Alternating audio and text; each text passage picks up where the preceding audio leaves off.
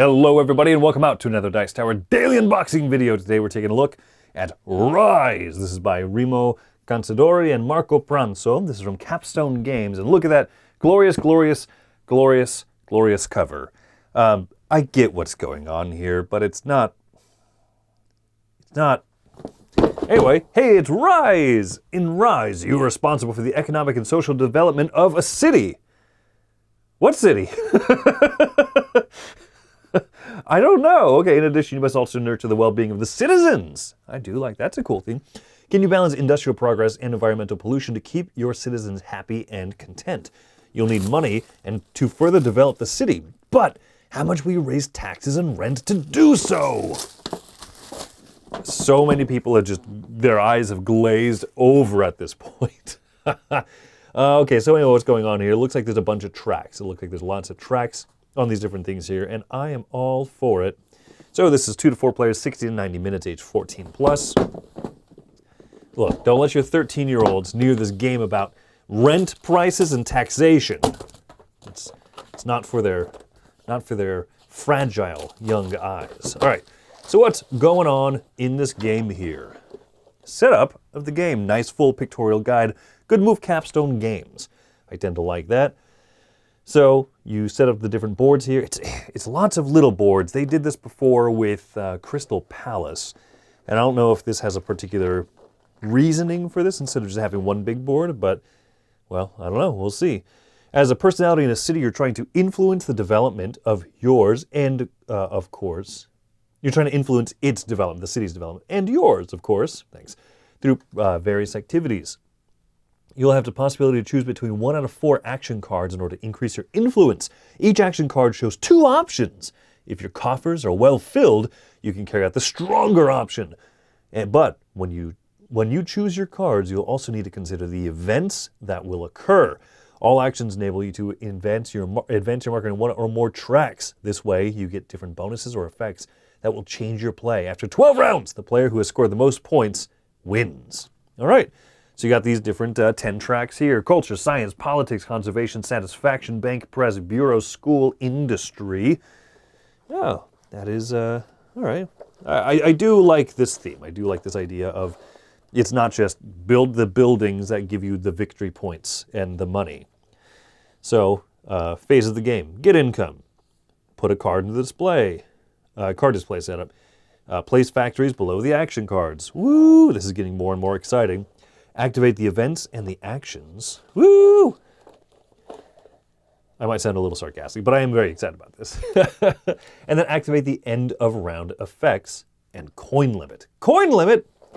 Each player's coin limit is checked during this phase. At the beginning of the game, your coin limit is 5 coins. Pish posh, I can have as much coin as I want. Thank you very much. Final scoring, yada, yada, yada. We know that it's 12 rounds. Here is the different tracks in detail.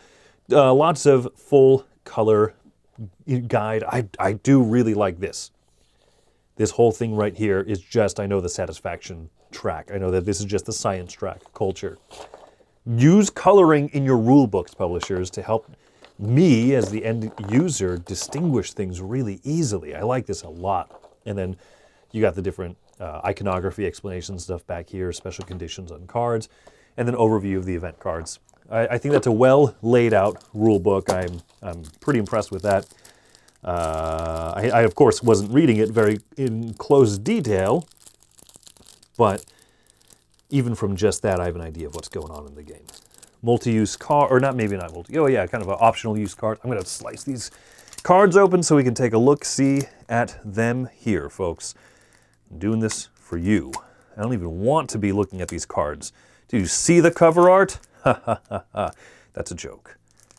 People made fun of me for making fun of the cover art.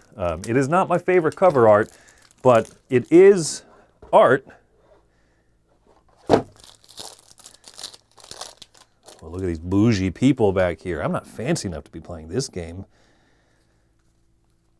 So we have the action cards with different options. I believe that these are the action cards. So I'm imagining that they move up on tracks. Top option is better, bottom action is not, or something like that. This looks like an event deck of sorts. Export surplus, fantastic. Construction ban, oh no! Rent increases, boo! Festival, Lovely. City Council. It's funny. I like the look of this. I know some people are looking at this and they're just saying like, oh my gosh, just another soulless Euro is what people say.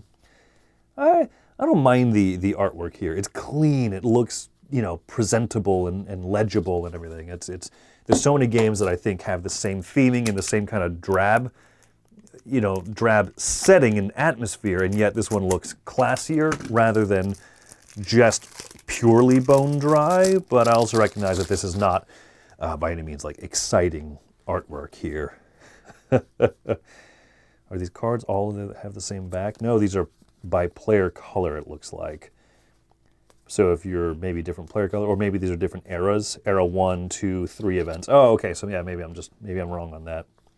I could have read the rule book and found out, of course, but pish posh, I refuse. So we have an idea here what the cards look like. We got the tokens here, players and the different player colors. Here's your basic red, blue, green, yellow player cubes and stuff. You also got factories. Oh, factories. And then you've got discs, of course. I'm guessing discs are points. Cubes are clearly for all the various tracks. And the factories, that's a secret. You'll never find out. You'll never get me to confess, Copper. And now, the cardboard punchies. Like I said, I'm not sure exactly why they decided to go this way, to have each of the tracks be its own punch-out board. Oh, maybe it's reversible. I don't know, are these the same front and back? No, they are not. So maybe that just adds some variety to the game that you couldn't do with the board. You can mix and match which side of which thing you want to use. All right. My, oh me, the ecology. Interesting. And you've got the industry track here, and then this is for where the cards are going to be going.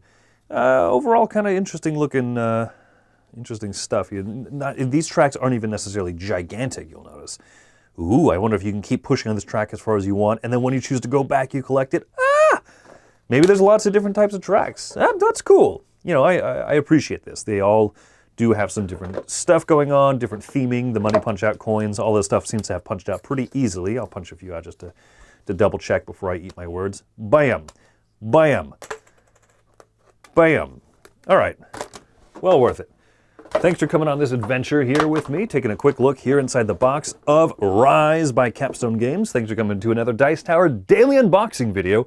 My name is Chris Yee. Have yourselves a fantastic day.